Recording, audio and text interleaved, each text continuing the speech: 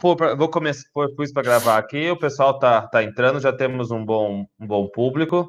Basicamente, Celso, eu vou te explicar rapidinho qual que é o projeto da minha disciplina, né? Então, a partir desse ano, o Estado deu a possibilidade da gente criar eletivas, entendeu? Matérias eletivas, e eu criei uma matéria eletiva para os alunos do ensino médio. Então, a matéria eletiva que eu criei, ela é dividida em duas partes, democracias e ditaduras.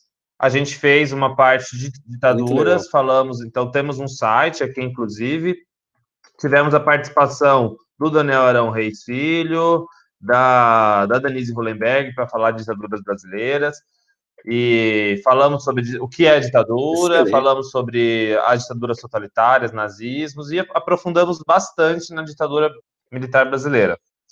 E, legal. Segundo semestre, a ideia seria criar uma nova disciplina, né? Aí eu criei, dessa vez falando de democracia. Então, aí a gente terminou o semestre, a gente terminou semana passada com uma pessoa aí que você conhece, um cara aí, um carioca, meio paraense, com o sonho dele é ter um passaporte chinês, o Maurício Santoro.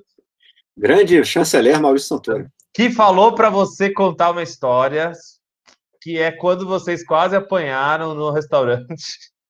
Rapaz, essa eu conto outro dia. Mas é boa.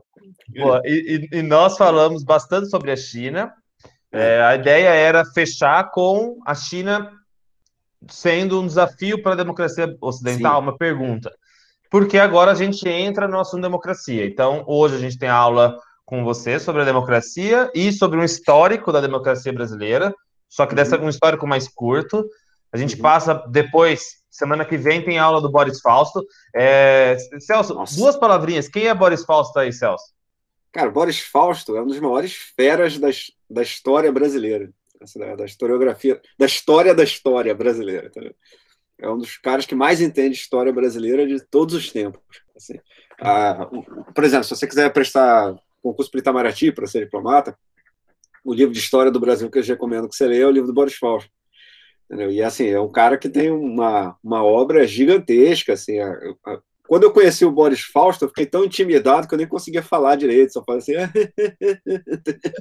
Foi uma vergonha. Eu fiquei pensando, o que eu vou falar de inteligente quando eu conheci o Boris Fausto? Passei uma vergonha miserável.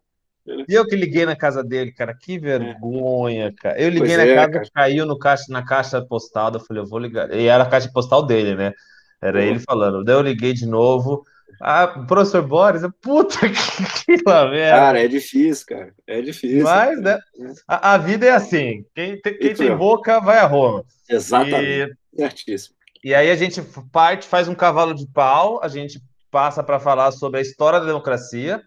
Falamos com o Reinaldo José Lopes, um jornalista muito legal. Seríssimo. Aí a gente passa para a história recente, século XIX, da democracia. Vamos falar com o Rui Tavares, um português. Cara, esse cara é muito bom. Esse podcast novo dele, recomendo para todo mundo, viu? Exato. Tem um podcast chamado Agora, Agora e Mais Agora. Sensacional. Excelente. Vamos falar depois sobre democracia e liberalismo com o Fernando Bizarro, lá de Harvard, diretamente. Cara, o negócio tá intimidante isso aqui. Vou fingir que caiu a ligação e ir embora. Mary Del Priori para falar de história da democracia do Brasil, das mulheres na democracia. Vamos falar de história das mulheres. Professora Gabriela Pellegrino. Estou para falar de América Latina. Estou tentando o Luiz Felipe de Alencastro. Consegui falar com o Matias, né, o filho dele. Estou tentando aí. Mas a gente já tem o Felipe Figueiredo para falar sobre a história do xadrez verbal, da nerdologia. O Marcel Novaes sobre a história dos Estados Unidos. O Tanguy, teu colega também. Grande Tanguy vai falar sobre as eleições americanas. Matias, para falar sobre redemocratização da América Latina. Muito bom. Um professor suíço para falar sobre democracia direta. Que legal. E, para finalizar, para causar, o Pondé para falar sobre... Bom também. É para causar mesmo, entendeu? Sobre e é bom mesmo. É legal. É bom que a gente não fala só com quem é do nosso time, a gente concorda. Acho que a ideia é exatamente, muito bom. Abrir espaço para diferentes formas. Muito bom. Olha, eu Então, vou dizer, acho que até vale a pena dizer isso para os alunos, assim, porque se você falar, a pessoa vai achar que você está dizendo isso só porque você organizou, mas essa oportunidade que vocês estão tendo aqui é uma coisa muito rara no Brasil. Entendeu? Assim, o nível dessas outras. Posso não valer nada, mas os outros caras dessa lista aí, entendeu? São todos de primeiríssima linha, e assim, isso é o tipo de coisa que você vê em país desenvolvido. Você tem uma aula dessa. estou muito Desse tipo. feliz, então, com essa participação. E feliz que o pessoal respondeu, cara. A Lilia Schwartz É, respondeu, falando que não podia legal pra caramba. participar. O Laurentino Gomes respondeu, falando que também está terminando o livro.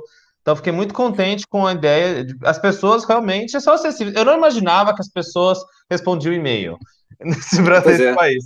E, É. assim, e tem um pessoal estrangeiro aí que eu não contei para vocês. Um cara chamado Peter Burke, que vai gravar um vídeo pra Nossa, gente, e o Mark mentira. Lilla.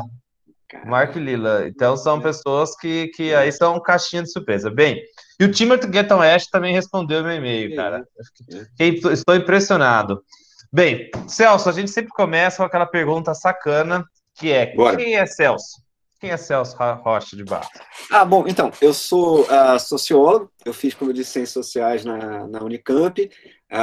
Na época, acho que ainda é assim, você fazia o curso de Ciências Sociais, era 2 anos iguais para todo mundo, e os últimos 2 dividia entre Sociologia, Antropologia e Ciência Política. Eu fiz Ciência Política. Mas depois do mestrado lá na Unicamp também, eu fui para Sociologia, fiz meu mestrado lá.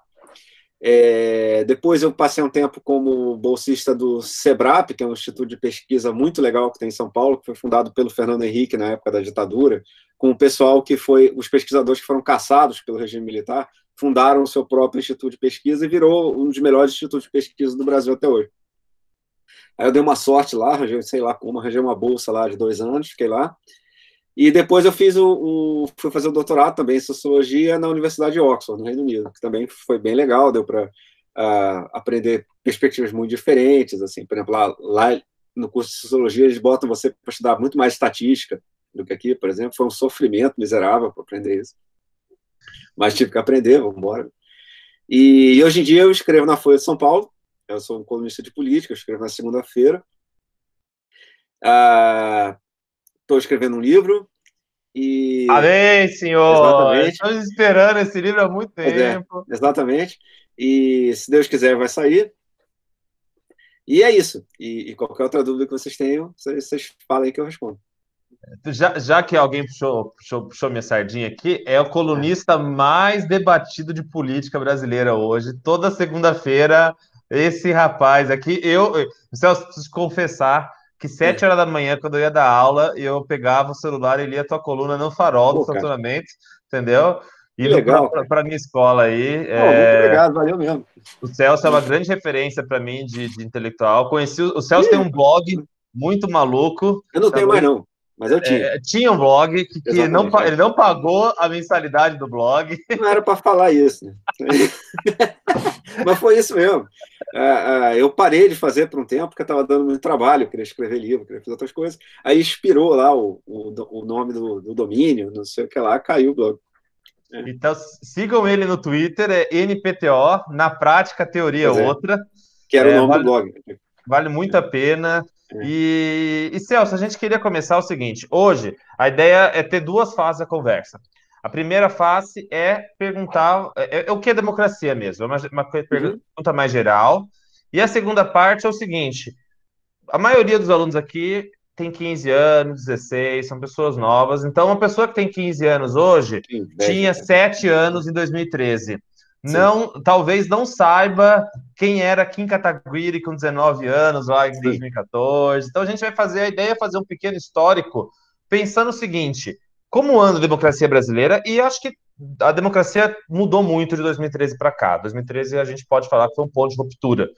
Por quê? Então, a primeira pergunta, assim, é uma conversa mesmo, eu vou fazer algumas perguntas só para incentivar, mas eu vou também pedir para os Olha, alunos fazerem perguntas. por favor, Então, faça. a primeira pergunta é: o que é democracia?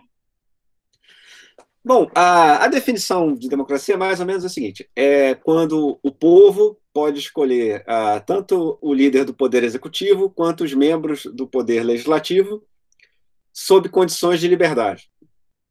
Então, no caso do Brasil, você pode eleger tanto o presidente, a gente elege tanto o presidente da República, somos nós que escolhemos, como os membros do Congresso, os deputados e senadores.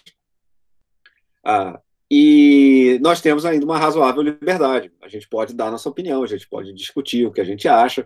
A imprensa é livre para investigar o governo, é livre, ela dá espaço para colunistas de diferentes opiniões darem suas opiniões. Qualquer um pode organizar um partido, qualquer um pode organizar um movimento social. Então, assim, as duas coisas que a gente precisa poder eleger para ser uma democracia é quem faz a lei e quem governa, quem aplica a lei, quem faz a nossa política como país, né? O Poder Executivo. Mas não adianta só poder eleger essas pessoas se você não tiver em condições de liberdade. Então, por exemplo, vocês ouviram já um pessoal, o professor Daniel Aran Reis falando sobre a ditadura militar. Na ditadura militar tinha eleição, mas era tudo picaretagem, aquela eleição não valia nada. Por quê? Porque cada vez que o governo ia perder, eles mudavam a regra da eleição para não perder, entendeu? Então, tem um golpe militar em 64, aí os militares assumem dizendo assim, olha só, ano que vem tem eleição para presidente, pode ficar tranquilo. Mas aí quando eles se consolidam, eles falam, opa, não tem mais não. Aí eles dizem assim, mas quem vai eleger é o Congresso, o presidente. Fala, bom, tudo bem, vamos lá. Só que aí a oposição começa a se dar bem na eleição do Congresso, eles chegam lá, caçam todo mundo da oposição. Os deputados que eles não gostam, eles expulsam do Congresso, prendem, enfim, processam, mandam para o exílio. Aí, quer dizer, o Congresso já não é mais representante da sociedade como um todo. Aí eles dizem, não, mas tem eleição para governador. Aí a oposição ganha eleição para governador, eles acabam com a eleição para governador também. E assim, cada vez que alguma possibilidade de alguém da oposição vencer, os militares fraudavam o processo inteiro para continuar no poder. Então, embora houvesse eleição, essa eleição não valia muita coisa. Então, o Brasil claramente não era uma democracia.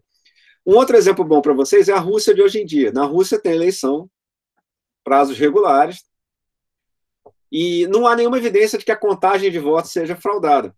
Mas semana passada, o líder da oposição foi tomar um chá e foi envenenado. Entendeu? Então, assim, você vê que, bom, pode ter a eleição lá, o pessoal pode votar, mas você claramente não é livre para fazer uma chapa de oposição, para fazer um partido de oposição. Então, a Rússia não é uma democracia. A Venezuela, atualmente, ainda tem eleição lá, todo ano tem eleição. E não tem também muita evidência de fraude na contagem de votos. Agora, os caras perseguem, tem adversário político do governo preso, tem jornal que era contra o governo que foi fechado. Então, assim, também não é uma democracia. Certo? Então, a chave é, a gente pode escolher quem faz nossas leis, a gente pode escolher quem é a nossa liderança, sob condições de liberdade. Entendeu? A gente pode votar de fato em quem a gente quiser, e a gente pode defender o candidato que a gente quiser, e a posição que a gente quiser, e a gente vai ter que ganhar no debate. Entendeu? A gente vai ter que convencer nossos concidadãos a votar a favor da mesma coisa que a gente. A gente não pode usar a força para impor nossos argumentos. E aí, Celso, eu já vou soltar a primeira pergunta aqui, porque é o seguinte: a gente, em 2020, viu que a democracia brasileira ela pegou no tranco algumas vezes e ela deu uns cavalos de, assim, os senhores cavalos de pau, assim. Por exemplo, a gente teve a grande ironia da história, que é nós elegemos alguém que não gosta de democracia. Então, Sim. é um paradoxo muito interessante, que é Exato. a democracia pode eleger alguém que não seja democrático? E para isso, antes de a gente falar disso, a Linley tem uma pergunta que ela fez para mim que é sensacional. Linley é uma aluna muito boa. Celso, eu queria que você depois tentasse convencer esse desgraçado aqui a fazer faculdade pública, porque são tudo alunos excelentes, eles precisam ir para a universidade pública. Façam isso. Linley, solta a pergunta aí, meu. Oi, professor. É comum que a gente vê as pessoas falando que a democracia é o governo do povo. Mas se o governo fosse realmente todo comandado pelo povo, isso não seria um pouco caótico? Lília, sua pergunta é excelente. Isso é um dos grandes problemas da filosofia política, da ciência política, desde sempre, desde a Grécia Antiga. Essa mesma pergunta que você fez, o Aristóteles se fez, o Montesquieu se fez, os grandes pensadores da história fizeram. Então, aí a gente tem que fazer duas coisas. Primeiro, para o povo poder governar, é preciso que a própria maioria seja limitada. Porque, por exemplo, se a maioria de hoje puder reprimir a minoria, assim, obviamente não há mais liberdade de opinião, as condições de liberdade foram violadas, né? Então, para que o povo possa governar, ele precisa impor limites sobre si mesmo, que são as constituições. Tem um teórico das constituições que diz que a Constituição é o povo sóbrio botando limites para quando ele estiver bêbado, entendeu? Assim, a gente vai limitar as coisas que a gente pode fazer para garantir que nós nunca façamos nada que signifique opressão dos nossos concidadãos, que a gente nunca use esse poder da maioria para oprimir a minoria, enfim. Esse é o primeiro lado. O segundo lado é o seguinte: em sociedades com muita gente, como são as sociedades modernas, é muito difícil você fazer democracia direta. É muito difícil que as decisões sejam tomadas todas por eleição, entendeu? Imagina se todas as decisões do governo a gente tivesse que ir lá votar. Seria muito difícil, assim, até para você se informar sobre as questões, enfim. Então, esse é um dos motivos que faz com que as democracias modernas sejam democracias representativas, ou seja, ao invés do povo governar diretamente, ela escolhe seus representantes, que são os deputados e senadores, e o presidente da República, o governador, enfim, que governa no lugar deles, sob fiscalização popular. Então, além do povo poder votar de vez em quando, a imprensa exerce um poder de fiscalização muito importante, o judiciário exerce um poder de fiscalização muito importante, o Ministério Público investiga as autoridades, a Polícia Federal investiga as autoridades, e há toda uma série de mecanismos para evitar que haja abuso de poder. Agora, de fato, isso é uma questão que não tem uma solução perfeita. A gente pode ir fazendo soluções parciais ao longo do tempo. Já houve épocas em que havia mais democracia direta e outras em que houve menos. Houve épocas em que se confiou muito mais na atuação da sociedade civil, dos movimentos sociais, e outras menos. Houve épocas de imprensa mais livre, imprensa menos livre. Enfim, a gente vai se adaptando conforme os problemas vão se apresentando. Mas a democracia, isso é uma outra característica interessante da democracia. A democracia não é um negócio perfeito e pronto, assim, que você olha e fala, olha só, isso aqui é democracia, isso aqui funciona. A democracia é um negócio que a gente faz, assim, é um negócio que a gente tem que se juntar para fazer direito. Se a gente não fizer direito, ela dá errado. Então, ela exige que os cidadãos sejam permanentemente mobilizados e prestando atenção para fazer com que ela funcione, com que os erros sejam corrigidos, com que a gente aprenda com as coisas que deram errado, com que a gente saiba quando a gente vai ouvir os especialistas e quando não, e a gente saiba quais especialistas ouvir e quais não, a gente vai vendo quais deles dão conselhos que dão mais certo, quais deles dão conselhos que dão errado, a gente vai vendo que partido está representando melhor as coisas que a gente quer no momento, a gente vota nele, senão a gente vota no outro. Então, enfim, a democracia é um pouco bagunçado e é feita para ser. Assim, não tem como ser um negócio 100%, como seria uma repartição pública toda organizadinha, não. E não é para ser. Assim, o que a gente tem que fazer é com que isso que você falou que seja um certo caos seja canalizado pelas instituições para encontrar soluções para os problemas. E quando a democracia moderna surgiu, muita gente inteligente achava que isso não tinha a menor chance de dar certo. Mas aí é que é o mais importante de deixar claro: a democracia dá certo.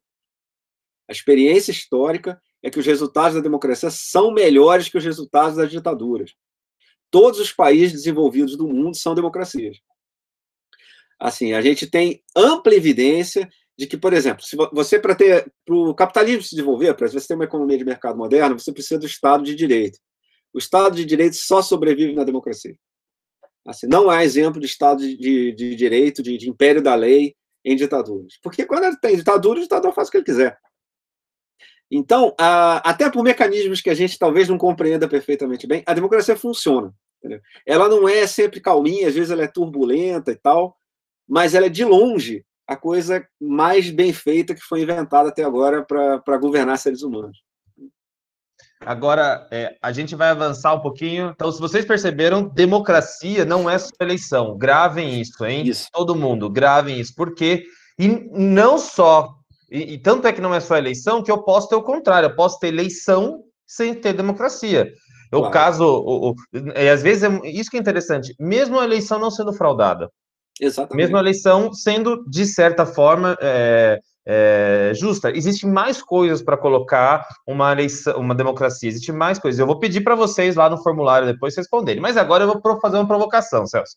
Vamos dizer assim, a democracia, ela tem uma cacetada de problemas, sim, ok? E eu vou fazer uma provocação porque existem duas perguntas aqui que eu vou responder. Primeiro, se o Brasil é democrático, mas antes de responder isso a democracia, ela vale a pena ser defendida? Para isso eu vou fazer uma provocação. Eu vou mostrar uma brincadeira aqui, um vídeo de zoeira, para vocês tentarem, para você responder. Vamos lá.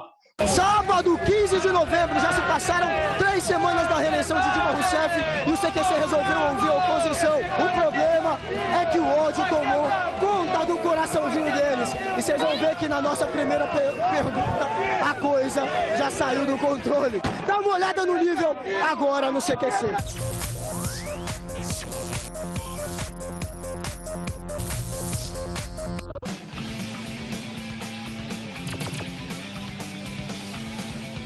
Por que impeachment da Dilma?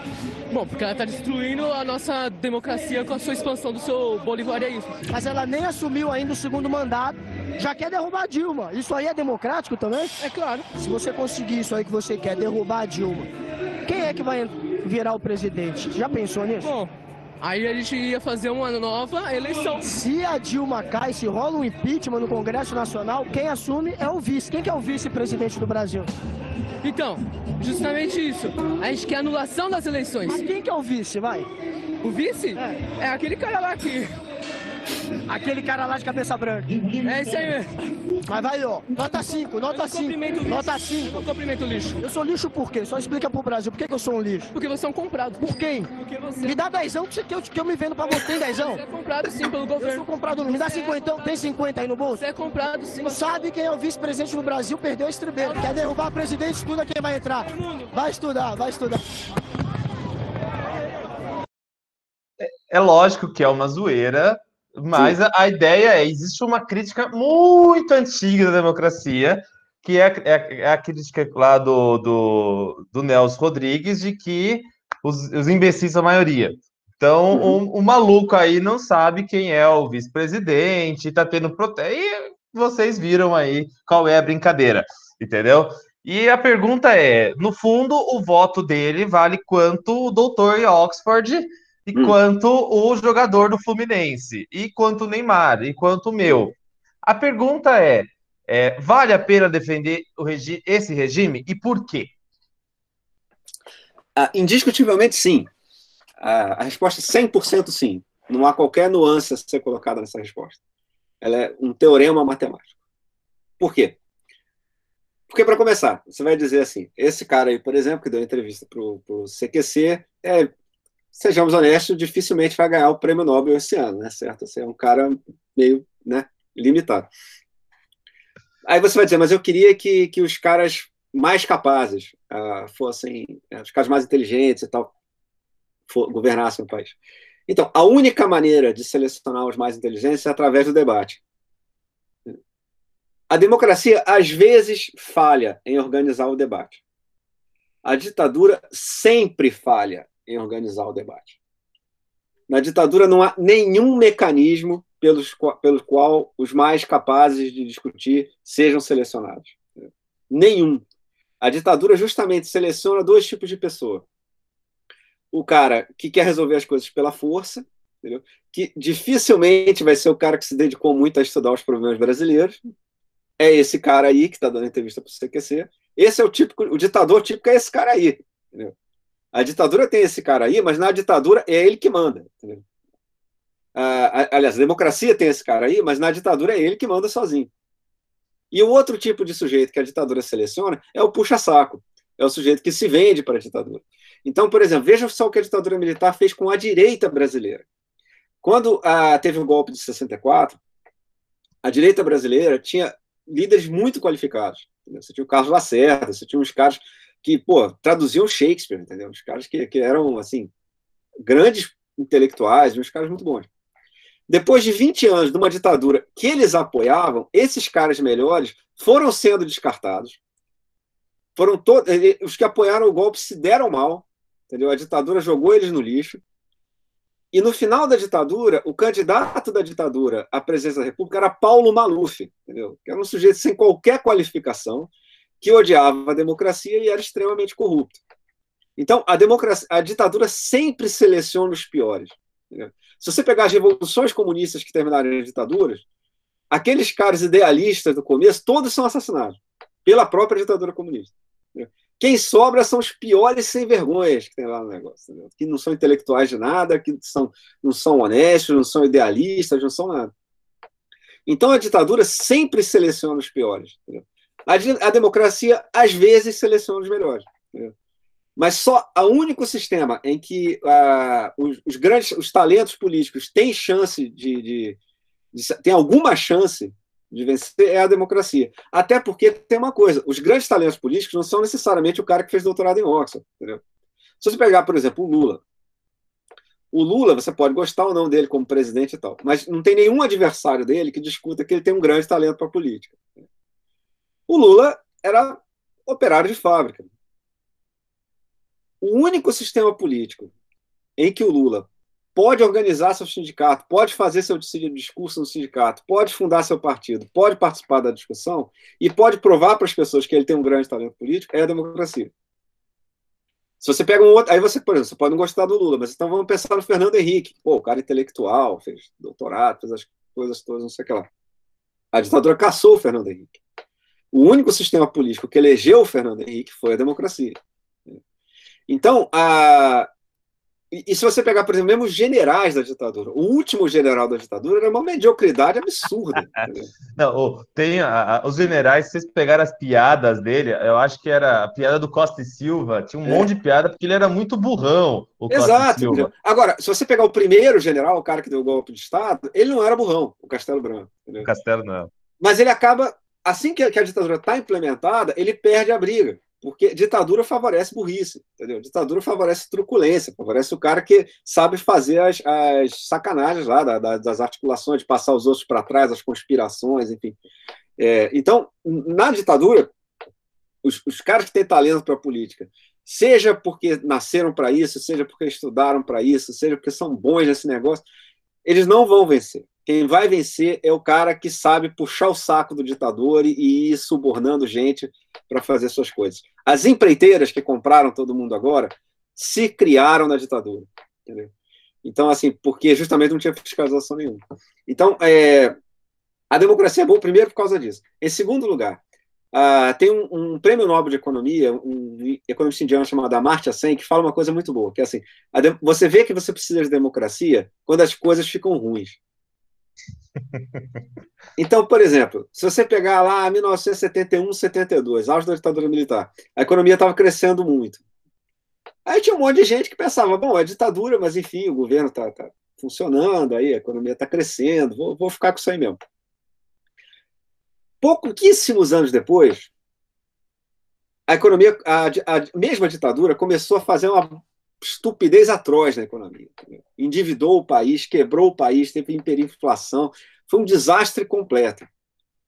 Aí era a hora que todo mundo gostaria de poder dizer, bom, olha só, você trabalhou bem até aqui, mas agora eu não quero mais você não. Mas aí como é que você faz?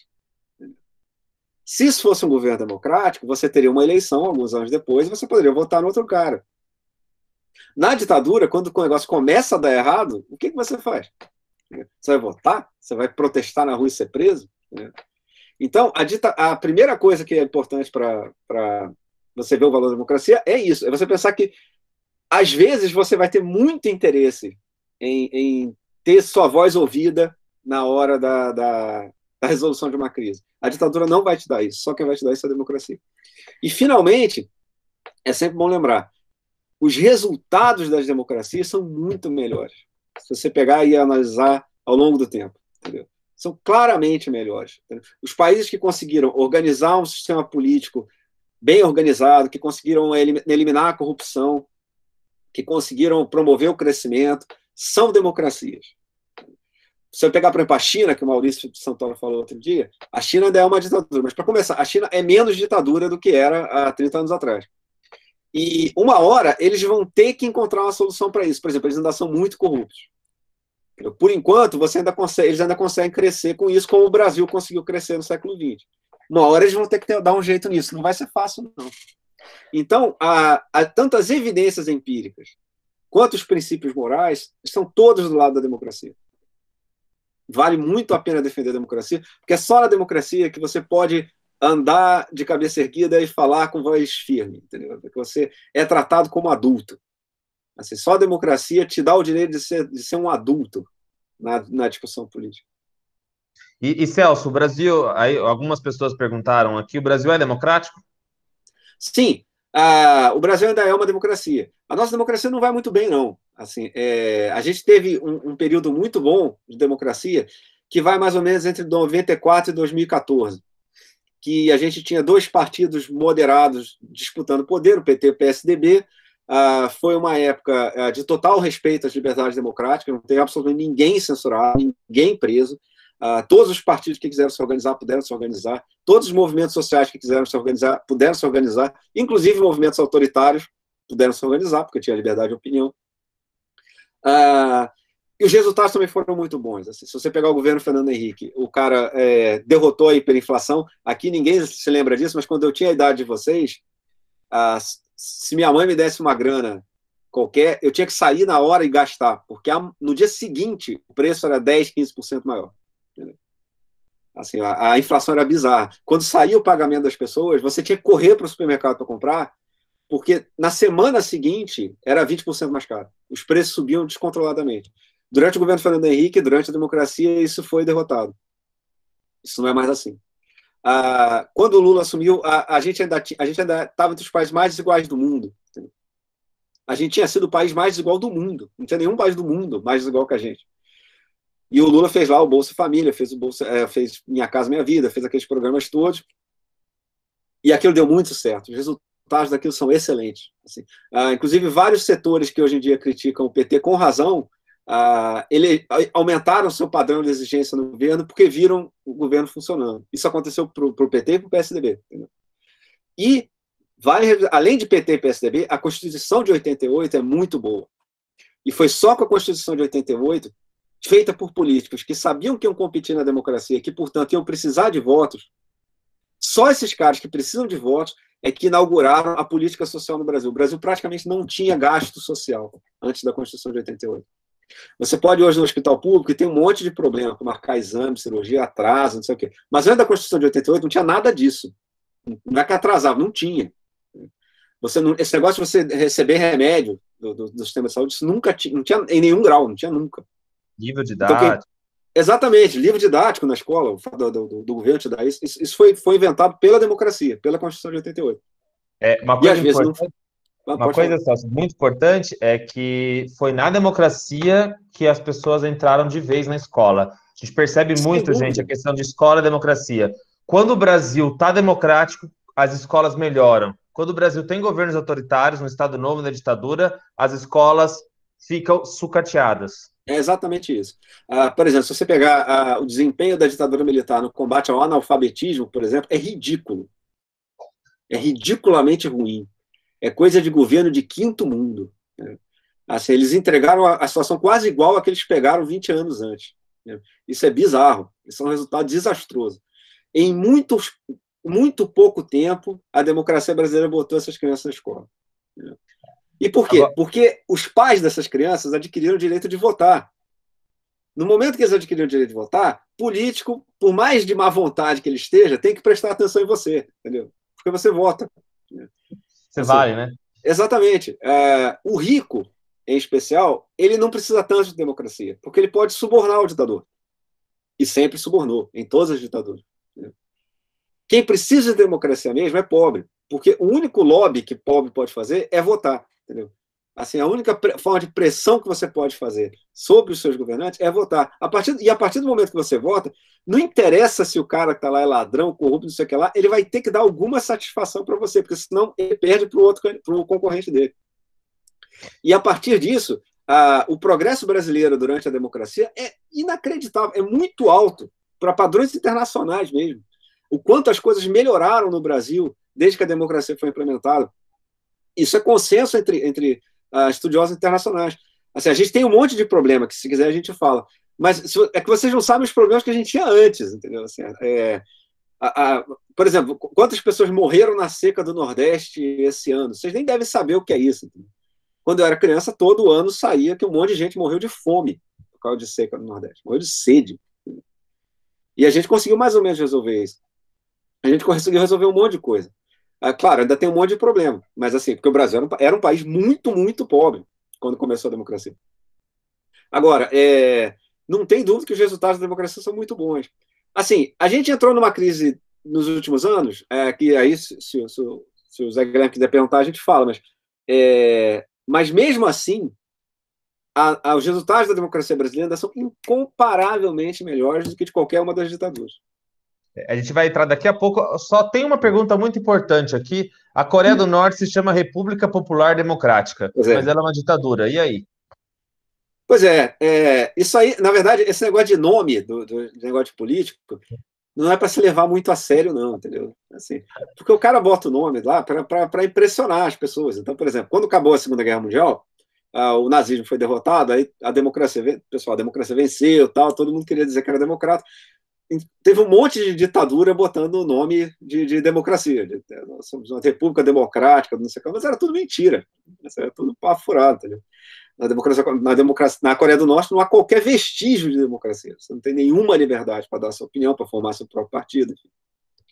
Isso é uma dica, hein? Não levem a sério o nome de país. E de partido, às vezes, é bom também não levar muito a sério. É bom ter um certo ceticismo, assim, ficar meio esperto, entendeu? Porque o partido, quando vai ser fundado, eles botam um nome que meio que soe bem na época, né?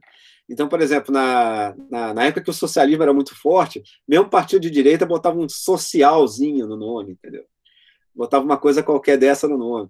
Aí, quando caiu o Muro de Berlim, aí todo mundo botava democrático, liberdade, tudo no nome, entendeu? Mas isso não é necessariamente um bom indicativo do que o partido de fato defende, não. Bem, vamos dar um cavalo de pau agora. Ué. A gente vai para 2013, Celso. E em 2013, o Corinthians estava lá ganhando Mundial, mas outras coisas estavam acontecendo no Brasil também. Então, eu vou pedir uma licencinha para a gente dar uma olhada nisso daqui. Bora. Eu queria que você comentasse o que é isso daqui. Em junho de 2013, ao longo desses dias, aquela semana. A segunda-feira vai ter mais. Na terça-feira. É revolução, porra! A quinta-feira foi selvageria. A gente tá buscando a porra do nosso... Cala sua boca!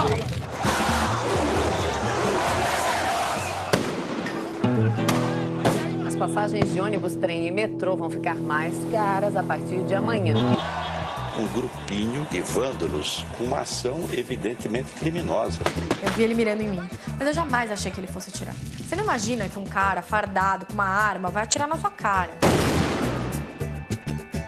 Lógico que algumas coisas eu não gostei, como assim, o Brasil acordou, né? Porque eu faço parte do Brasil que nunca dormiu, né? E tem mais um porém, as balas não são de borracha, né? dizem que não é pra você. Os editoriais da Folha do Estado de São Paulo demandando, basicamente, mais repressão. Eu acho que o jornalismo andou junto com a opinião pública aí. Por que, então, essa grande insatisfação que explode? Eles querem forjar heróis pra manter o povo sem voz. É o soco no queixo, no cabeça, tambor de crioula merece respeito. Seguro? É seguro. Só fala que é seguro. No tempo, lá vem Brasil, vem lá, passa no meio, tá mostrando, saiu o Pedro, cara, bateu! O Brasil merece e vai fazer uma grande Copa. Sai, porra! O que a gente precisa parar é com essa bobagem de dizer que futebol e política não se misturam. Em primeiro lugar, é uma bofetada em nós do tamanho que nós merecemos. Quem aqui tá no protesto por causa da passagem do ônibus, levanta a mão. Quem tá aqui por causa do resto? Chega 2014, estamos todos nós na rua dizendo: votem em mim! E cuidado que agora vai surgir o Partido dos Loucos!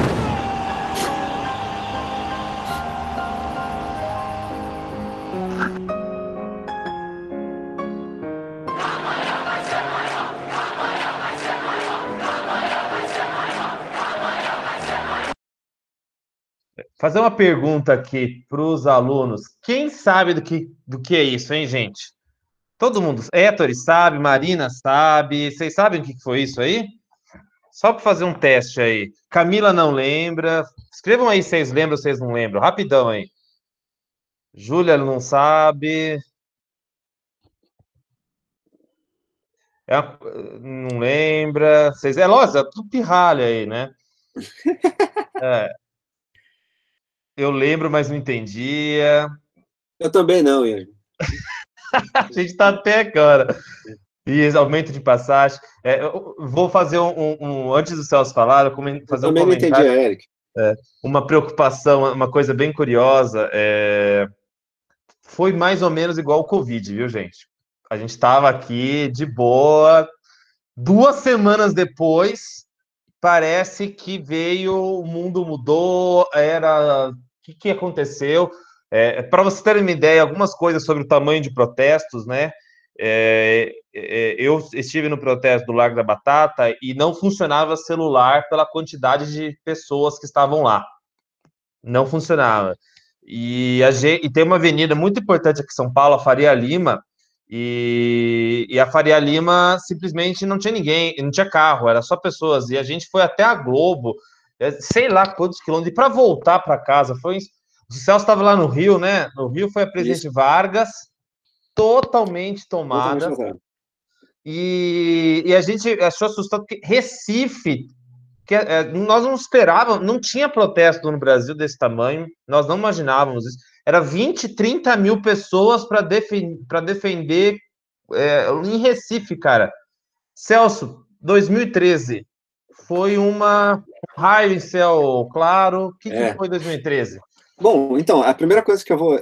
até para vocês saberem como é que a gente estuda essas coisas que você aprende na escola, ainda não há uma explicação 100% boa sobre o que foi 2013.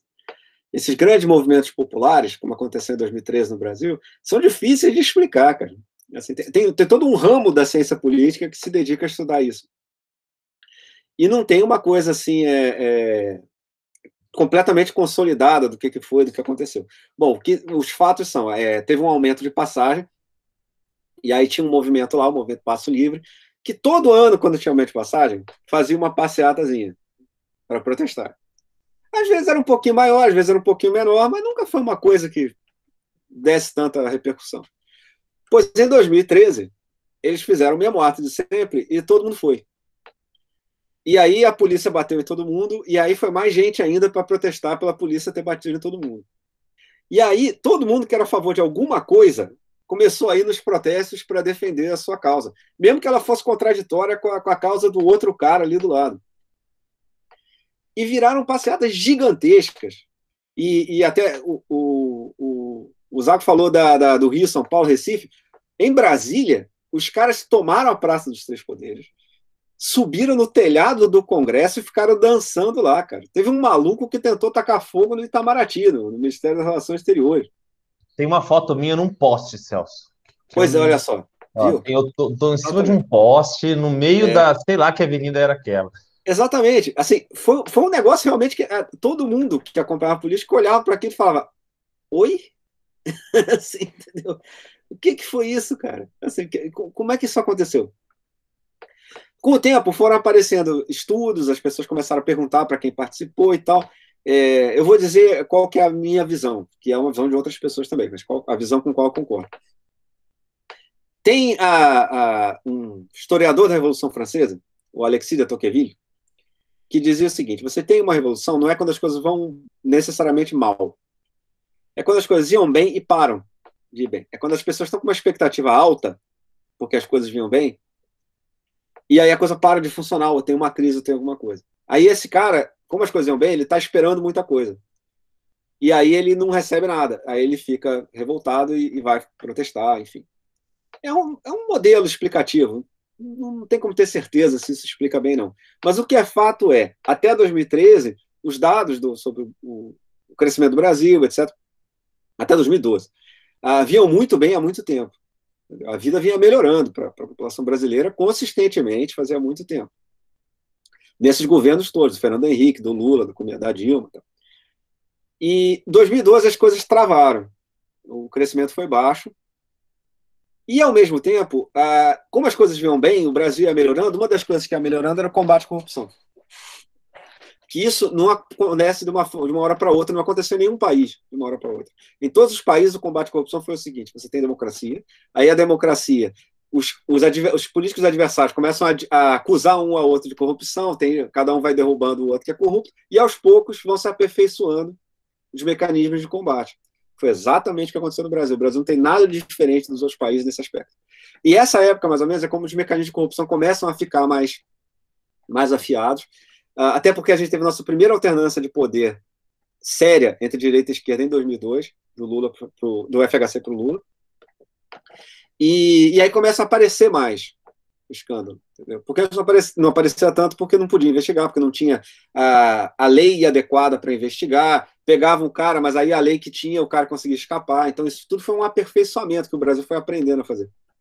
E aí tudo isso confluiu em 2013. E aí houve essa insatisfação generalizada da população, que ao mesmo tempo estava insatisfeita com isso, mas, por outro lado, já tinha visto o governo funcionando por 20 anos, com vários partidos, o suficiente para ter a expectativa que o governo funcione, né? Que antes ela não tinha. Então, a melhor explicação que eu acho é isso. A gente veio de um período bom, de mais ou menos 20 anos, com as coisas melhorando, isso aumentou as expectativas das pessoas, aumentou a cobrança, mas aí a gente travou em um monte de coisa. Começaram a descobrir corrupção, e aí tinha bastante, isso desmoralizou muito a classe política. O crescimento ficou mais difícil por uma série de fatores que, se quiser, a gente discute. E aí, quando as expectativas altas encontraram os resultados ruins, a gente teve uma explosão de insatisfação popular. Agora, o lance de 2013, que eu acho que vale a pena a gente pensar, é o seguinte: por que não saiu dali, por exemplo, um novo partido, um movimento forte? Porque se você pegar, por exemplo, o fim da ditadura, a ditadura teve um período de crescimento econômico. No que para de crescer, você tem a explosão sindical no ABC. Você tem os protestos do ABC. Mas aqueles protestos do ABC vão se consolidar em um partido, que é o Partido dos Trabalhadores, é o PT. Por que 2013 não deu uma coisa dessa? Por que 2013 teve eleição em 2014 e aquelas discussões todas em 2013 não tiveram a menor importância? Não nenhuma importância. Ninguém discutiu nada daquilo. Foi uma explosão que veio, o pessoal continuou insatisfeito, mas ninguém conseguiu traduzir isso nas instituições, entendeu? Como um partido, como um candidato, como propostas de mudanças para leis, etc. Entendeu? Isso teve muito pouco disso. Assim, eu acho que a grande questão o que teria feito a democracia dado um grande salto no Brasil é se essa explosão de 2013 tivesse sido traduzida, seja em um novo partido, um novo movimento político, alguma coisa assim, ou numa renovação dos que haviam. Entendeu? E nem o pessoal de 2013 conseguiu se organizar, nem os partidos que existiam conseguiram responder direito àquilo, e essa insatisfação ficou ali. E a insatisfação ficou ali enquanto os mecanismos para investigar a corrupção melhoravam ainda mais, em parte por causa de 2013. A delação premiada, por exemplo, que foi usada muito na Lava Jato, é uma lei que foi feita em resposta a 2013. O pessoal que combatia a corrupção levou uma pauta para o governo. Os procuradores, etc., levou uma pauta para o governo da Dilma. Olha só, o pessoal está querendo combater a corrupção. Se for para combater a corrupção, tem que fazer essas regras aqui. E a Dilma fez. A Dilma assinou. Todas. E é por isso que teve Lava Jato. Mas, ao mesmo tempo, essa satisfação foi crescendo, porque com a Lava Jato, mais escândalos que já existiam há muito tempo, passaram a ser revelados, e aí a insatisfação foi crescendo, e o sistema político não conseguiu dar uma resposta para isso. E aí a gente chega na eleição de 2018, e, de um lado, o líder do partido que tinha governado o Brasil por 13 anos, que era o Lula, estava preso, e o partido adversário dele, o PSDB, tinha se aliado ao Temer, que era o vice da Dilma, no impeachment da Dilma, e o Temer era muito impopular, muito corrupto, entregou resultados muito fracos. Então, o PSDB também foi muito mal, teve 4%, que é mais ou menos 10% do que costumava ter. Foi um desastre. Mas, Celso, eu só pedir um favor. Antes da gente pular para 2018, eu quero mostrar uma coisa para você. Vamos embora. Se você lembra. que é... Dá para ver aqui? Vamos ver. Ah, exatamente. Isso é uma coisa sensacional, porque a gente só lembra disso daqui, ó. Exatamente. A Dilma piada. A gente esquece que a Dilma foi uma das presidentes mais populares da história do Brasil. Cara, eu vou dizer para vocês, o meu primeiro artigo publicado na imprensa foi publicado na revista Piauí, que é uma revista excelente, recomendo que todo mundo ler. O meu primeiro artigo, o editor me pediu o artigo para eu explicar por que a Dilma era tão popular. Porque a Dilma tinha toda a popularidade do Lula, todo mundo que gostava do Lula gostava dela, porque ela foi indicada pelo Lula. Mas, além disso, ela tinha uma reputação de honestidade, que, aliás, se confirmou, nunca apareceu escândalo de corrupção com relação a ela, e uma reputação de competência técnica que não se confirmou, pelo menos quando ela foi presidente. Na hora de ser presidente, ela cometeu vários erros graves de política econômica. Mas, nesse momento, antes dessas coisas darem errado, ela tinha uma popularidade absurda. Entendeu? Assim, a rejeição dela, se vocês olharem aí, chegou a 8%. 8% não é ninguém. Assim, pô, é muito pouca gente. Então, assim, isso aqui cai em 2013. Então, isso aqui é para vocês verem que não é assim que estava todo mundo achando tudo ruim e aí teve 2013. Não.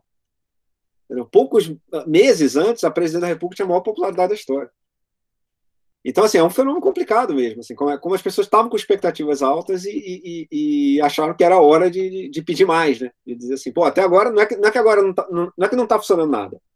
As coisas estão funcionando mais ou menos, mas a gente quer um salto. A gente quer um salto de funcionamento. A gente quer que a política seja mais limpa, mais honesta e entregue mais resultados. Né? Mas isso não deu muito certo, entendeu? Assim, eu acho que porque não se conseguiu tirar dali uma coisa que funcionasse nas instituições, entendeu? Seja candidatos, ou partidos, ou movimentos organizados, ou ONGs, sei lá, que conseguissem mudar leis, que conseguissem, enfim. Porque o combate à corrupção é mudando lei, não é elegendo o cara que você acha que vai prender todos os corruptos. Não vai nunca. Te garanto que isso nunca vai acontecer. Te prometo isso. O que faz em todos os países do mundo, ao longo da história, combater a corrupção é leis melhores e que são implementadas. Entendeu? E isso é um processo devagar, que o Brasil fez brilhantemente. Até agora, o pessoal, a gente pensa no Brasil como um país corrupto, mas esse combate à corrupção que foi feito durante a democracia brasileira é exemplo internacional. A gente falou da Rússia, por exemplo, os dissidentes russos diziam, cara, isso aí que eles investigam no Brasil, se fosse na Rússia, todo mundo já tinha morrido. Isso vale para todas essas ditaduras, e mesmo nos Estados Unidos teve gente dizendo, cara, tinha que ter um negócio desse aqui. E não por acaso, à medida que a democracia foi entrando em crise nos últimos anos, a Lava Jato foi declinando. Uma coisa muito louca, Celso, que eu vou passar mais um trechinho de um vídeo e eu quero que vocês... A gente está tentando fazer um retrospecto do que aconteceu. Porque você percebeu que isso já é passado para muitas pessoas. Exatamente. E eu vou fazer uma pergunta aí no chat. Todo mundo sabe o que é polarização? Respondam aí. Todo mundo sabe o que é polarização? Dá um exemplo aí. O que é polarização? Houve uma eleição em 2014 que as famílias brigaram. Foi o ano novo da briga. Ok? Então, foi uma coisa muito maluca, porque em 2014, vamos pensar o seguinte, gente, até 2014 as famílias brigavam por futebol. Em 2014 começou a ter esse tipo de briga aqui. Isso foi uma coisa muito nova, ou pelo menos relativamente nova na história do Brasil, ok? Deixa eu mostrar aqui para vocês. Em 2014, a gente teve isso daqui. Isso é um debate do governo, dia de debate lá na Paulista. Coisa que eu nunca vi, debate eleitoral na Paulista. Brasil, só intenso raio. Infelizmente, a inflação voltou a atormentar o Brasil. Uma parada. Basta ter a carteirinha do PT. A investigação tem que ir a fundo. E pela primeira vez, pelo menos... Eu tô feliz. Eu vim pra rua pra parar o meu... Irmão, eu vim pra rua pra mudar o meu... Eu odeio o PT mais que tudo na minha vida. Eu fui escolhido o candidato mais votado. Então a gente tem aqui o hino nacional, a gente tem o odeio o PT mais que tudo na minha vida, a gente tem a rua, E é uma coisa de louco. Vocês não têm noção que 2014 e uma polarização muito curiosa, porque o Aécio é um cara broxante. A gente olha pro Aécio, Não. né? O Aécio é neto do maior conciliador da história brasileira, o Tancredo Neves, que teria sido presidente do Brasil se não tivesse morrido logo na transição democrática. E o Aécio era tão conciliador que, em Minas Gerais, onde ele governava, na eleição de Belo Horizonte, ele fez uma aliança com o PT. Que foi a única... A política de Minas Gerais tem uma tradição de conciliação nesse sentido. Então, assim, ele não era um cara que tinha uma fama de radical, nada disso. E aí, de 2014, de repente, surgiu. Parece que metade do Brasil passou a odiar o PT. E metade do Brasil defendia o PT em toda. Alguém lembra de algum jantar de 2014? Conta aí. Alguém lembra de alguma treta de 2014? Vamos ver. Tem alguém aí para dar. Já, querendo ou não, gente, 6 anos já se passaram, hein? Quem lembra aí? Conta. Abre o microfone e conta um pouquinho. Quem lembra disso? Alguém abriu o microfone aí. Flávia, lembra? Acho que não está saindo o som aqui. Bem, eles são muito novos, né? Estão muito Que inveja de vocês, cara. Se não lembra, não teve. 2000... E por quê? Por que esse Brasil, onde 70% apoiava a Dilma, 80%, de repente vira essa pessoa entrando na rua e falando: eu odeio o PT, eu quero tirar o PT mais que tudo. E aí? Me explica, porque isso é um tipo de polarização que marcou o Brasil de certa forma até hoje. Não, isso que eu ia dizer. É possível até que os alunos aqui nunca tenham visto o Brasil, não se lembre do Brasil sem polarização. Né? Assim, se você quem começou a prestar atenção no Brasil, em política brasileira, sei lá, em 2016, por exemplo, não se lembra como era o Brasil sem polarização radical. Mas, por exemplo, eu estava entrevistando uma pessoa que foi candidata a presidente em 2010, e ela contava que em 2010, no dia do debate que passou aí, nos bastidores os candidatos iam lá conversar, tomar um café, entendeu? Falavam assim: opa, tudo bem, não sei o que lá, boa sorte para você e tal. Não era esse negócio, entendeu? E aí o que aconteceu? Bom, vamos lá. Aconteceu em 2013, que elevou assim a temperatura da política brasileira, e como eu disse, eu acho que isso não foi bem administrado pelo Brasil. A gente não soube administrar aquilo direito. Né? Aconteceu uma crise econômica tremenda, porque tem uma coisa que deve se dizer. Nos 10 anos anteriores, o preço dos produtos que o Brasil vende lá fora, que são as commodities, que a gente chama, que são ferro, produto agrícola, essas coisas todas, o preço disso tudo subiu muito por causa do crescimento chinês. A China comprou isso tudo, a gente queria comprar muito, subiu o preço. Isso foi muito bom para o Brasil. Isso facilitou muito a vida do Lula, por exemplo. Mas quando a Dilma assume, isso já começou a piorar. E em 2014 já está bem claro que vai piorar bem. Então, em parte dessa polarização é uma crise econômica que todo mundo já sabe que está vindo. E aí é um pouco aquilo, né? Em caso que falta pão, ninguém tem razão. Né? Quer dizer, assim, porque na hora que o dinheiro do governo ia ficar pouco, todo mundo foi brigar para salvar o seu. Não, vai cortar gastos do governo, então não corta o que me beneficia, não. Vai ter que aumentar imposto, aumenta imposto do outro cara. Entendeu? Crise econômica tende a aumentar a polarização. E a outra coisa que aconteceu foi a Lava Jato, que foi, como eu disse, houve todo um processo de aprendizado do Brasil sobre como combater a corrupção, entendeu? Que vem desde que a democracia nasceu até agora, até alguns anos atrás.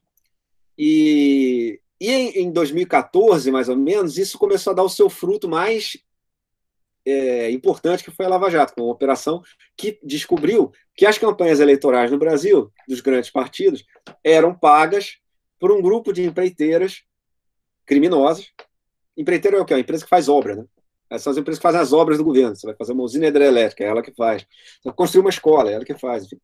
Essas empreiteiras fraudavam a licitação para fazer essas obras. Assim, na hora do governo escolher quem é que ia fazer a obra, eles faziam um arranjo entre eles para cobrar mais caro. E os políticos deixavam isso acontecer porque as empreiteiras davam dinheiro para a campanha eleitoral de todos os grandes partidos. Né? Então, assim, era um grande escândalo de corrupção e isso foi revelado pela Operação Lava Jato. Só que aí, assim como a gente também não soube lidar com 2013, a gente também não soube lidar com a Lava Jato. Porque o que ficou claro é, opa, beleza, agora a gente tem umas instituições que pegam esses escândalos. Então vamos tentar acomodar isso para fazer regras melhores para a nossa política, para que isso não aconteça mais. Ao invés disso, o que aconteceu foi que cada um saiu acusando o outro não só de corrupto no sentido normal, mas de criminoso mesmo. Começou o hábito de chamar partido político de organização criminosa, que é um absurdo. Se você pegar qualquer um desses partidos envolvidos em corrupção, 95% dos membros do partido nunca roubou um centavo. Se o cara fosse de uma organização criminosa, ele não entraria no partido político. O partido político passa metade do tempo na oposição. Na oposição você não consegue roubar nada. Deixa eu fazer você falou de partido político, rapidinho. Vou chamar um aluno aqui para falar isso. Uhum. Maria Vitória, abre o microfone aí, Maria. Maria, abre o microfone aí, Maria. Deixa eu pegar. Maria, muito boa aluna. Tá sem microfone. Maria, tem vontade de entrar em partido político, Maria? E por quê? Giovana, tem vontade de entrar em partido político? Eduardo, tem vontade? Bruno, tem vontade? Respondam aí, ou abre o microfone ou escreva no chat. E por quê? A Maria tem. Legal. Camila, tem vontade?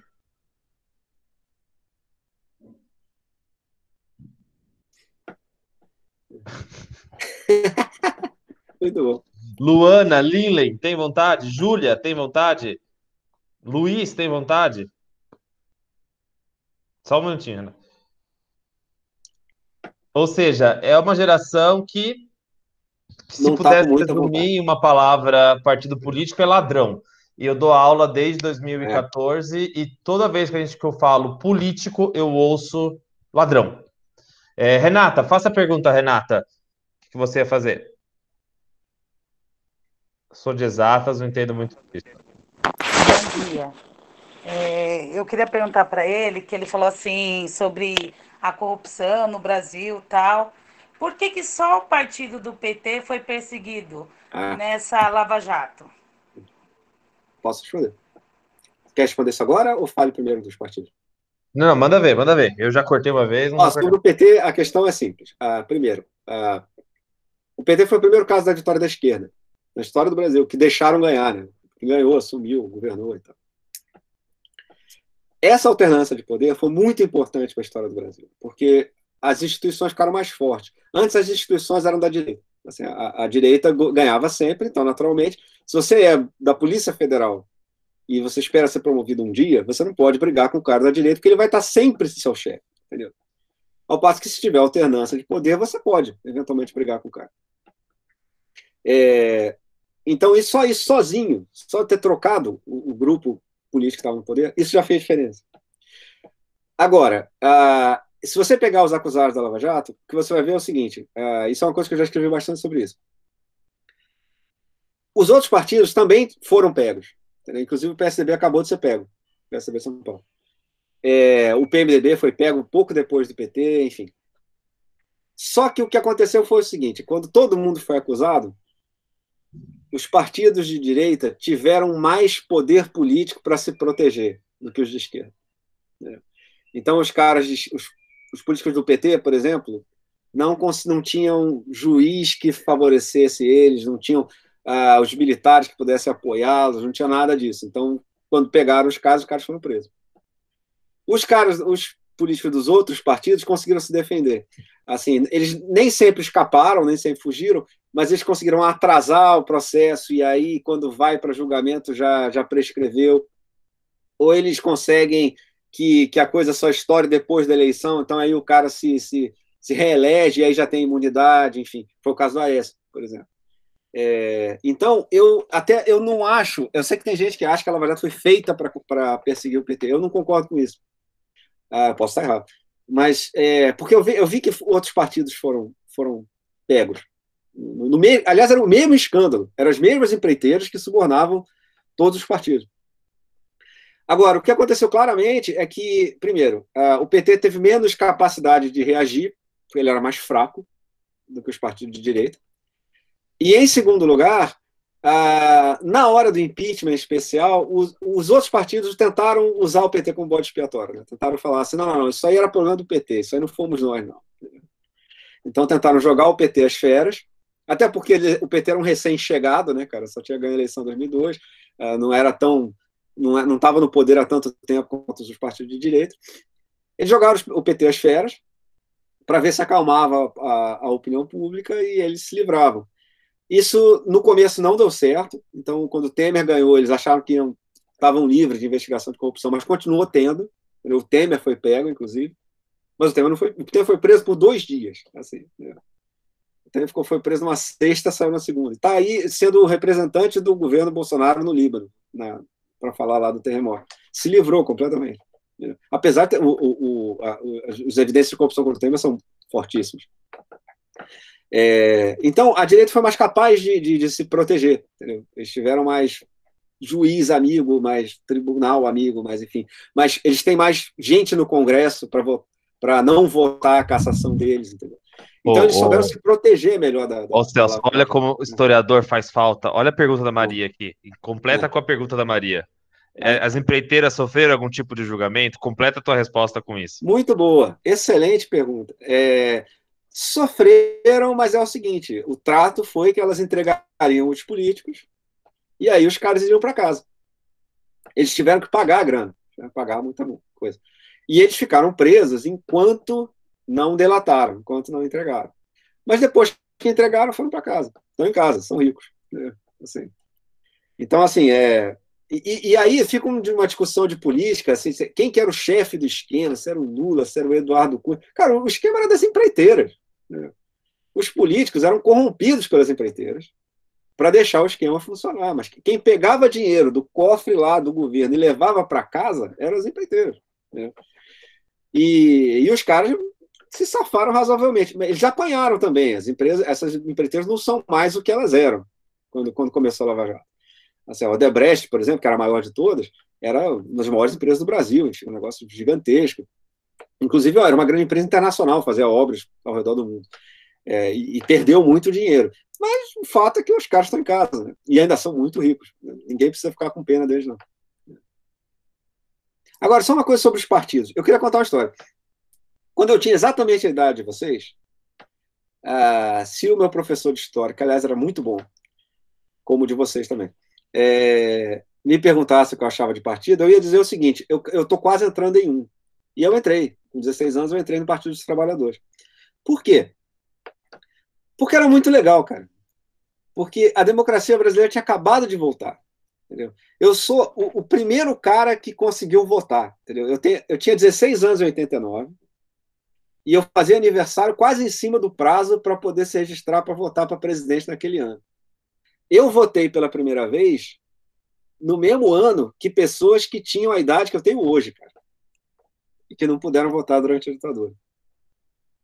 E pra gente, cara, a possibilidade de poder votar, de poder dar a sua opinião, era um negócio mágico, cara. A possibilidade de você poder formar o seu partido, você poder entrar num partido construído de baixo para cima, era um negócio mágico, assim. Os nossos pais não puderam fazer isso.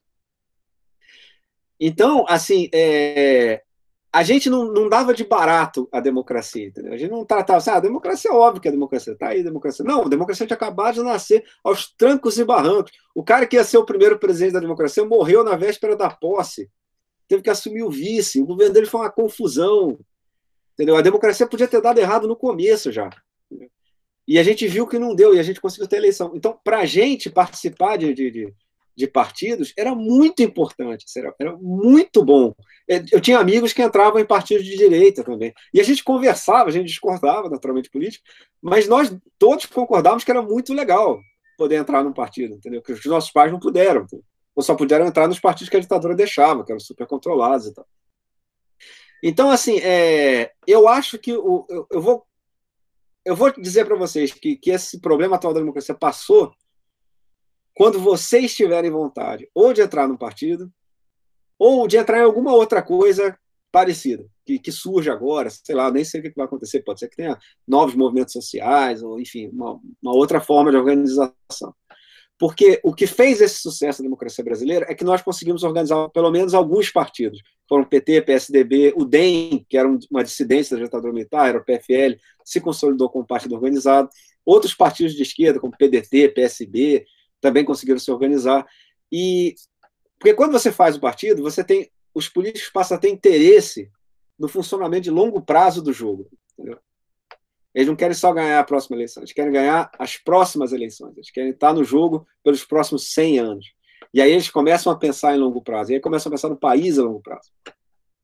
Se o cara vai ganhar a eleição só porque ele é um maluco que foi lá e fez sucesso por algum motivo na hora, e depois ele não sabe mais se ele vai ser capaz de ganhar a eleição, ele não tem compromisso nenhum em manter a democracia, ele não tem compromisso nenhum com o longo prazo do país. Se o país se estropiar, não é mais problema dele, ele provavelmente não vai ganhar a próxima. Então, assim, eu não tenho como enfatizar o suficiente o quanto a história mostra que as democracias que sobreviveram foram as que construíram partidos fortes.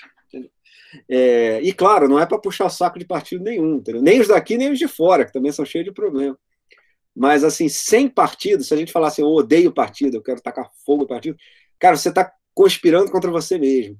Assim, só quem vai atender seus interesses, se alguém atender, são os partidos políticos.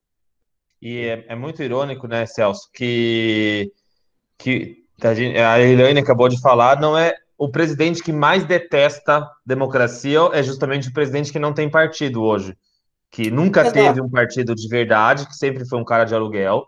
E agora eu quero fazer uma provocação também, para a gente ir caminhando para o final, que junho de 2013, junto com essa polarização de 2014, ela gerou alguns filhos. E eu vou mostrar alguns filhos aqui desse junho de 2013 e da eleição.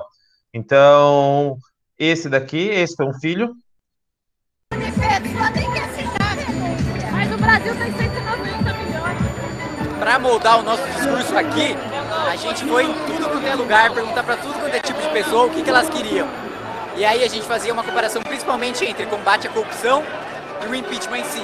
A maioria das pessoas quer o impeachment. Por que não é uma solução democrática hoje, quando a gente precisa tirar o PT do poder? Tem que tirar o PT. Tem que tirar o PT. Do PT é a bola da vez. É a bola da vez. Terceira, já vai ser a terceira. E um outro filhinho do PT, que a gente está cansado de saber, mas é importante. Claro. Como conduziu os trabalhos da casa. Parabéns, presidente Eduardo Cunha. Perderam em 64. Perderam agora em 2016. Pela família e pela inocência das crianças em sala de aula que o PT nunca teve. Contra o comunismo, pela nossa liberdade. Contra o Fórum de São Paulo, pela memória do coronel Carlos Alberto Brilhante Ustra, o pavor de Dilma Rousseff. Como vota, deputado? Pelo Exército de Caxias, pelo Marcos Fonseca. E para quem não sabe do que ele está falando, é disso daqui. Abaixa!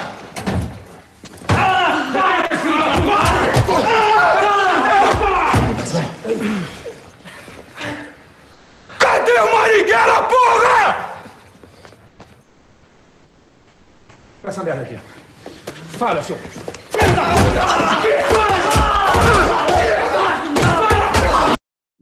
Bem, dois filhos de 2013, 2014 foram vários movimentos, inclusive teve uma pergunta aqui, o MBL, Juntos, Livres e outros movimentos, e o presidente tá aí, né, o Bolsonaro, que em 2014 defende isso que vocês viram, entendeu? E o Bolsonaro foi eleito democraticamente por 56 milhões. Isso é uma coisa relativamente difícil explicar. E a pergunta é, o que deu? O que aconteceu nos últimos 7 anos para que o filho da nossa democracia, que estava indo muito bem, para o nosso momento de grande protesto, os maiores protestos dos últimos anos, foi 2013 e 2015. Ou seja, um protesto junho de 2013 e o protesto pelo impeachment da Dilma. A gente não pode falar que não foi grande aquele protesto. Foi gigantesco aquele protesto. Gigantesco. E a pergunta é, como que isso saiu e deu, num lado no MBL, e eu queria que você falasse Tabata Amaral, esse pessoal, e no outro lado deu no Bolsonaro. Bom, primeiro eu acho que vale a pena fazer uma distinção. Assim, o pessoal que foi para a rua fazer o impeachment, eu acho pessoalmente que o impeachment foi uma picaretagem. Assim, aquilo ali foi feito porque os caras queriam fugir da Lava Jato, porque a Dilma não conseguia parar a Lava Jato. E não queria, aparentemente, não quis parar. E os caras todos que conduziram o impeachment foram pegos por corrupção. Né? Então eu discordo muito do impeachment. Agora, o impeachment era um recurso do jogo político democrático. Assim, eu não acho que eu acho que o impeachment foi um desastre pelas consequências dele, mas as pessoas que apoiaram o impeachment, muitas delas eram democratas. Assim, elas achavam que, na cabeça delas, o que elas estão fazendo era aperfeiçoar a democracia brasileira. Então, por exemplo, eu acho que tem muita gente democrata que participou desses protestos, enfim. Eu acho que eles se enganaram. Eu discordo da estratégia que eles tinham para melhorar o Brasil. Mas eu acho que eles também queriam demorar o Brasil, como eu também queria. Entendeu? Nós só discordávamos de como fazer isso. Agora, eu acho que o fracasso do impeachment, porque aí o impeachment deu errado, porque aí eu tenho o impeachment, tá? Entra o Michel Temer, que era o vice da Dilma. Michel Temer, como eu disse, era muito corrupto, foi pego numa gravação, conversando com um empresário corrupto, e a partir daí ele não conseguiu fazer mais nada no governo, ele só ficou gastando todo o capital político dele para fugir da polícia. Então, o Congresso ia lá votar para abrir impeachment dele, ele ia lá, comprava um monte de deputado e não abria. E era isso foi o resto do governo. Entende? Foi um desastre completo. E aí eu acho que é importante saber isso, para saber o seguinte: primeiro, com o impeachment, essa população que estava indignada tentou uma saída com políticos tradicionais. Não tem político mais tradicional do que Michel Temer, inclusive em termos de corrupção. Eles tentaram uma saída com isso. E os melhores políticos da centro-direita, da direita razoável, da direita sensata, da direita inteligente, cometeram o erro de apoiar o impeachment. E se amarrar a isso, e se amarrar no Temer. O PSDB, sobretudo, que tem imensas realizações para a democracia brasileira, cometeu um erro dramático apoiando o impeachment e se amarrando no Temer. E aí, quando o Temer fracassa, ele afunda todo mundo. Na eleição seguinte, o PSDB, que chegava ou ganhava do PT 2 vezes no primeiro turno, nos anos 90, ou então perdia no segundo turno por uma margem razoável, tem 4% em 2018, que era o Alckmin. Assim, o cara governador de São Paulo controlando a maior aliança que tinha naquela eleição, o maior tempo de TV, a maior quantidade de dinheiro para a campanha, o cara teve 4%. O Meirelles, que tinha sido o ministro da Fazenda do Temer, que era um cara altamente qualificado, foi presidente do Banco Central durante o governo Lula, encarou muito bem a crise de 2008, foi uma imensa crise econômica que teve. Esse cara teve 1% na eleição de 2018. Então, eu acho que uma das tragédias do impeachment foi que ele afundou a direita civilizada brasileira, a direita moderada, entendeu? A direita que sabia, inclusive, governar. E aí, quando você chega na eleição de 2018, aí sim que eu acho que a democracia toma um baque grande. Porque o Bolsonaro é o inimigo da democracia. Aliás, você não precisa acreditar na minha palavra, você pode ir ver as coisas que ele fala. Ele elogia a ditadura sempre que pode. Ele elogiou esse torturador, o Brilhante Ustra. E, aliás, tem uma história que é terrível, que eu não sei se vocês conhecem o Osmar Terra, que foi ministro do Bolsonaro e atualmente é o cara que passou esses últimos meses todos dizendo que a epidemia não era nada disso. Ele ficava inventando os números lá para dizer que não morreu tanta gente, umas coisas, tudo mentira. A mulher desse cara foi torturada por esse Brilhante Ustra que o Bolsonaro homenageou. Entendeu?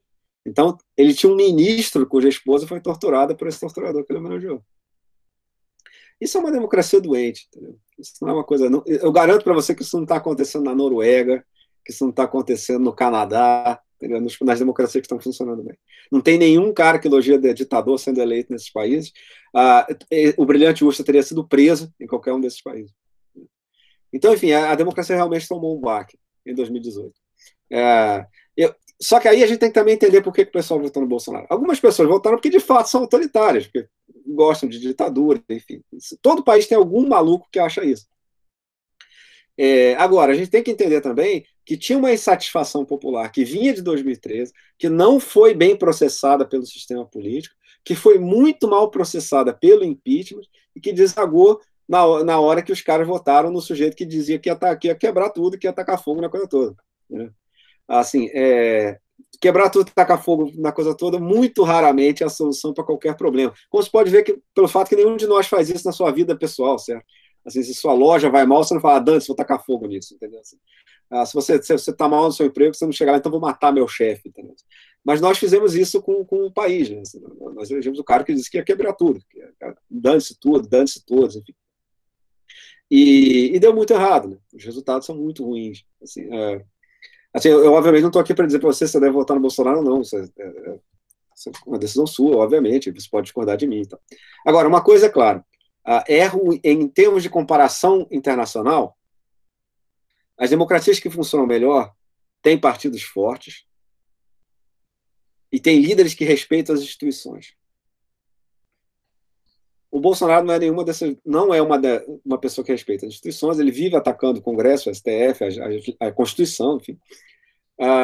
E ele despreza tanto os partidos políticos que o partido dele teve uma votação excelente em 2018, virou o maior partido da Câmara, e ao invés de tentar governar com esse partido, que seria um privilégio dele, porque os outros caras que ganharam a eleição, o PT, por exemplo, nunca teve uma base tão boa no Congresso, ao invés de fazer isso, ele preferiu rachar o partido ao meio para ficar só com os radicais. Aliás, isso deu errado, ele está tentando voltar, mas aí, enfim, ele que se resolve. Agora, por aí você vai vendo, não é isso no mundo que faz democracia funcionar. Assim, nenhum país ficou desenvolvido por causa disso. Nenhum. O número de países que ficou desenvolvido fazendo isso é 0. Não é 0,1, é 0.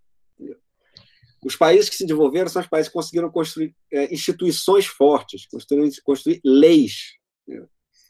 E a partir da lei você tem previsibilidade para fazer seu investimento, você investe, você pode dar suas opiniões e as opiniões melhores têm alguma chance de se impor. Tem uma das minhas frases favoritas, é de um filósofo americano chamado Richard Rorty, que diz assim, cuide da liberdade que a verdade cuidará de si mesmo. Assim, se você mantiver o direito da livre discussão, o direito à democracia, se as coisas funcionarem nos termos da liberdade, as melhores propostas vão acabar, se não necessariamente não necessariamente o cara que propõe vai ganhar a eleição, mas o cara que ganha a eleição vai tentar adotar aquelas melhores ideias. Entendeu? Não precisa de cuidador de verdade. Isso, exatamente. Exatamente. Você não precisa do governo administrando a verdade, nada disso. Você tem que cuidar da liberdade. Você tem que cuidar da democracia. Se você cuidar da democracia, pode deixar que a verdade... Esse é o habitat da verdade. Entendeu? Assim, não tinha combate à corrupção durante a ditadura militar. Se o Sérgio Moro quisesse prender o general Médici, como prendeu o Lula, o general Moro seria esse cara pendurado no pau de arara aí que vocês viram, o juiz Moro. Entendeu? Se a imprensa que denunciou os escândalos do PT quisessem fazer isso durante a ditadura, os jornalistas que fizeram essas denúncias seriam esses caras aí que você viu presos no pau de arara. Então, assim, você pode ter sua opinião sobre o Bolsonaro como você achar melhor, enfim, você pode ponderar os fatores diferentemente do que eu faço. Mas o que eu posso dizer é o seguinte, os estudos de ciência política e de economia e de tudo provam que sem democracia você não vai se desenvolver. Você não vai ser um país desenvolvido se você não tiver democracia. A liberdade funciona. Para a gente finalizar, muito obrigado de novo. Eu não sei nem como agradecer, porque não é todo dia que a gente tem a oportunidade de ter a presença de vocês. Você é um puta colunista, e eu faço isso pelos alunos aqui. Eu todo dia realço. Olha aqui a lista de pessoas, Celso, a presença gigantesca de alunas, ok? Eu digo que o futuro está nas mulheres.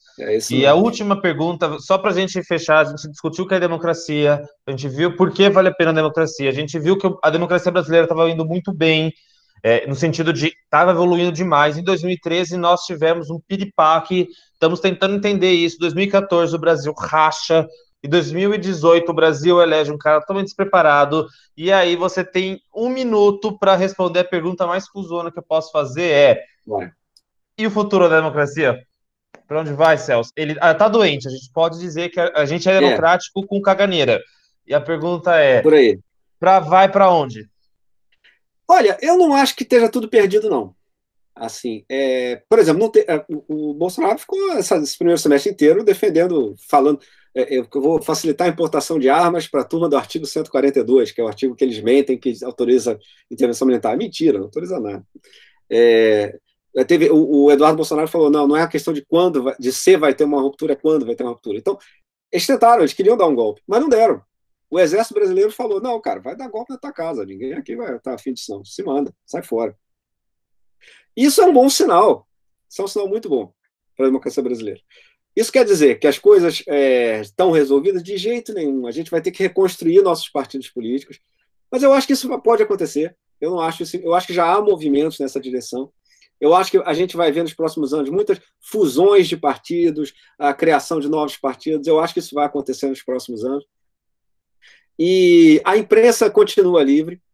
Assim, houve vários ataques à liberdade de imprensa, mas ela continua livre, ela continua denunciando o governo quando o governo faz alguma coisa errada. O Congresso continua funcionando aos trancos e barrancos, mas está lá funcionando. E o Rodrigo Maia, em especial, foi um presidente da Câmara competente para, pelo menos, tocar a vida durante essa época difícil. A gente ainda tem o Supremo Tribunal Federal, que é independente. Assim, a maior prova o Supremo Tribunal Federal brasileiro é um dos únicos do mundo que mandou o partido que estava no poder para a cadeia, que foi o PT, que os petistas foram condenados por juízes que eles indicaram. O PT indicou para o Supremo Tribunal. Então você vê o nível de independência que esses caras tiveram. E de modo que assim, não está tudo perdido. Assim, a gente tem uma crise. Assim, como disse o Zago, a gente ficou doente e ainda está doente. Mas eu acho que se a gente não fizer nenhuma aventura, se a gente não tentar, se nenhum idiota der um golpe de Estado, se não houver nenhuma crise desse tipo, eu acho que vai demorar um pouco, porque a crise foi muito profunda, a gente vai ter que escalar um buraco grande para voltar até onde a gente estava, mas eu acho que a gente tem chance ainda. Eu acho que a próxima década pode ser uma década boa para a democracia brasileira. Então, pessoal, entre no Mente, por favor, coloquem as dúvidas, o feedback de vocês é muito importante. Celso, assim que terminar a gravação, eu te mando, beleza? Opa, valeu. E para pôr no Lattes aí, estamos esperando o teu livro. Semana que vem eu mando um link do Boris Falso, se você quiser dar um alô para ele. Semana que vem, gente, eu sei que para o pessoal do Estado é semana de saco cheio, mas não é todo dia que o maior historiador brasileiro faz uma reunião. Eu não consegui trocar, eu não tive coragem de pedir para o Boris Falso trocar a data. Sinto muito, vai ser sexta-feira mesmo, 14h, sexta-feira. Celso, muito obrigado. Torça aí para o teu Flamengo não cair esse ano, ok? Cara. E, pessoal, patamar. Muito bom trabalho. Até mais, gente. Se cuida, cara. Obrigadão, gente. Valeu mesmo, foi uma oportunidade excelente. Agradeço as perguntas do pessoal, foram muito boas mesmo. Assim, valeu mesmo, foi uma experiência legal conversar com você. E até mais, gente. Não percam o Boris Falso. Tchau, tchau. Valeu. Falou.